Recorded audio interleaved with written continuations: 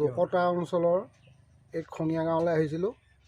মাধুৰ্য খঙীয়া ভাতৃসমূহ যি এটি পুথিভঁৰাল গঢ়ি ঘৰতে ছাত্ৰ ছাত্ৰীসকলৰ কাৰণে সুবিধা হোৱাকৈ আয়োজন কৰি আহিছে বা পুথিভঁৰালৰ যোগেদি কিতাপ পত্ৰ পঢ়িবলৈ সুবিধা দি আহিছে। আমি আজি তেখেতৰ বাসগৃহলৈ আহিছিলোঁ আৰু আহি তেখেতৰ লগত যথেষ্ট কথা পাতিলোঁ আৰু আমাৰ বন্ধু প্ৰশান্ত বৰঠাকুৰে দুখনমান কিতাপ প্ৰদান কৰিলে। আমি পুথিভঁৰালটো দেখুৱাবলৈ আপোনালোকক ভিতৰলৈ লৈ যাম আৰু মাধুৰ্যৰ লগতো দুআষাৰ কথা পাতিম।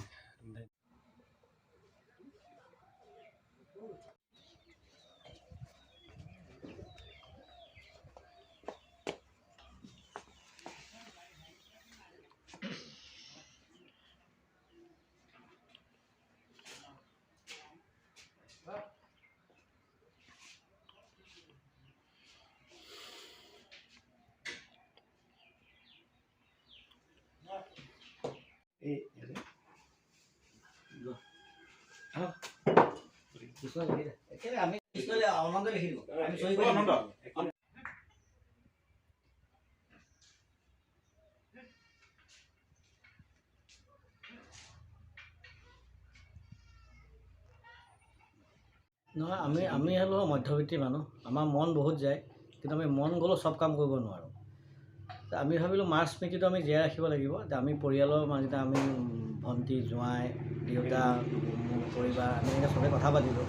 কথা পাতি এটা সিদ্ধান্ত ল'লোঁ যে আমি এটা গ্ৰন্থ আন্দোলন, যিটো অসমত এটা গ্ৰন্থ নতুন প্ৰজন্মৰ মাজত পঢ়া শুনা কৰা যিটো এটা ধাউতি বাঢ়িছে, আমি তেওঁলোকক উৎসাহিত কৰিবৰ কাৰণে এই নতুন প্ৰজন্মৰ ছাত্ৰ ছাত্ৰীখিনিৰ কাৰণে যিকেইটা অনুষ্ঠানে কাম কৰি আছে, আমি ভাবিলোঁ যে প্ৰতি বছৰে 3টা তেনেকুৱা অনুষ্ঠানত আমি গ্ৰন্থদান কৰিম।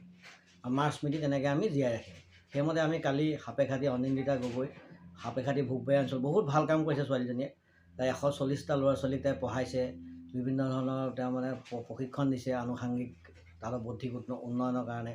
এনেকৈ আজি আমি কালি তাত দিলোঁ। আজি আমি আহিলোঁ মাধুৰ্যক।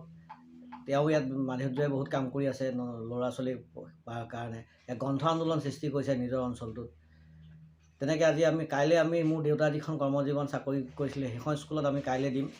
এনেকৈ ভাবিছোঁ আমি অসমত এটা গ্ৰন্থ আন্দোলন, মাৰ স্মৃতিত, মায়ে যিটো কিতাপ পঢ়ি ভাল পাইছিলে, মাৰ স্মৃতিত আমিও গ্ৰন্থ আন্দোলন, অসমৰ গ্ৰন্থ আন্দোলনত অকণমান হ'লেও অৰিহণা যোগাব পাৰোঁ নেকি, তাৰ চেষ্টাটো আগত লৈ আমি ভাবিছোঁ এনেকৈ সমগ্ৰ অসমতে প্ৰতি বছৰে 3টাকৈ অনুষ্ঠানত আমি গ্ৰন্থদান কৰিম।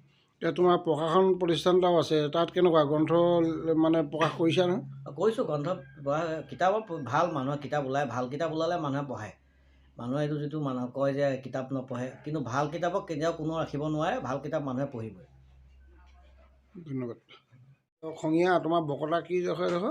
বকতা পটীয়া গাঁও হয়। পটীয়া গাঁও, বকতা নেমুগুৰি পটীয়া গাঁও। এই কিমান দিন হ'ল তোমাৰ লাইব্ৰেৰীটো প্ৰতিষ্ঠা কৰা হৈছিলে 2017 চনত। আৰু এতিয়া আপোনাৰ প্ৰায় 6 বছৰ হৈ গৈছে। এই কিমান আছে কিতাপ ইয়াত? কিতাপ আপোনাৰ প্ৰায় 1200মান আছে। তাৰমানে বৰ্তমান 1200 হৈছে। এতিয়া কেনেকুৱা ইয়াত তুমি কষ্ট কৰি খুলি ৰাখিছা, ইয়াত ল'ৰা ছোৱালীৰ আগ্ৰহ বা অভিভাৱকৰ আগ্ৰহ কেনেকুৱা পাইছা তুমি? ইয়াত সঁহাৰি ভালেই পাইছোঁ, কাৰণ এইটো আমাৰ যিটো অঞ্চল, এই 4-5খন গাঁৱৰ মাজত আমাৰ ইয়াত পুথিভঁৰাল নাই, আৰু সেইকাৰণে বৰ্তমান সঁহাৰি ধুনীয়া। আৰু ল'ৰা ছোৱালীবিলাক আহে পঢ়িবলৈ, আৰু অভিভাৱকসকলেও লগত আহে, আৰু বিভিন্ন অনুষ্ঠান সহযোগ ধুনীয়া, আমি ভালদৰে মানে সহযোগ পাওঁ। তোমাক মানে দেখি আহিছোঁ, তুমি ধৰা চেপন সোণপোৰা ৰাস্তাটো কাষে কাষে তুমি চূণমৰাৰ কাম কৰিছিলা বা বিভিন্ন সামাজিক কাম কৰি থাকা। এই মনটো লাইব্ৰেৰীৰ তোমাৰ ধাৰণাটো কেনেকৈ আহিলে মনলৈ? আচলতে সেইটো মই 16 চনৰ পৰা কৰিছিলোঁ।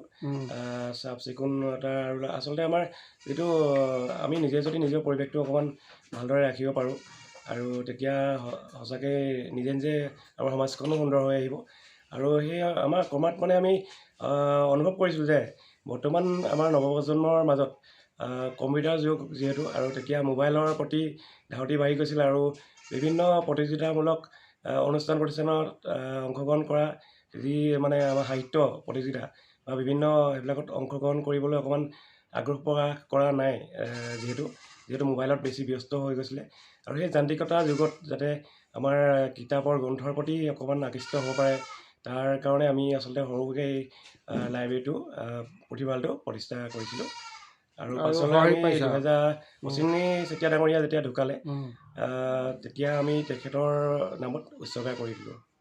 এতিয়া সহায় পাইছা ৰাইজৰ? হয়, ধুনীয়া। আৰু বিভিন্ন আহ, সচেতন ব্যক্তিসকলে, সমাজ সচেতন ব্যক্তিসকলে আমাক কিতাপ পত্ৰৰ পৰা বিভিন্ন প্ৰকাৰৰ সহায় সহযোগিতা কৰি আহিছে, আগবঢ়াই আহিছে।